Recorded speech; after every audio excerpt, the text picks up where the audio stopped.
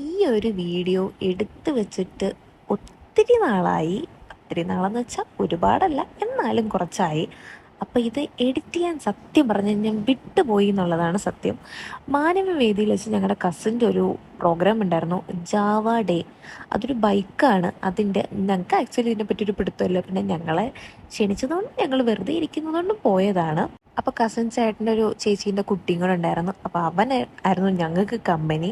അങ്ങനെ ഞങ്ങൾ മൂന്നരും ചായയൊക്കെ കുടിച്ച് കഴിഞ്ഞപ്പോഴത്തേനും, കാരണം ചായയൊക്കെ ഫ്രീ ആയിരുന്നു, അപ്പോഴത്തേനും നിങ്ങൾ ഈ സെലിബ്രിറ്റി ആരാണ് എന്ന് നിങ്ങൾക്ക് മനസ്സിലായി, നിങ്ങൾ എന്തായാലും കമൻറ്റ് ചെയ്യാം.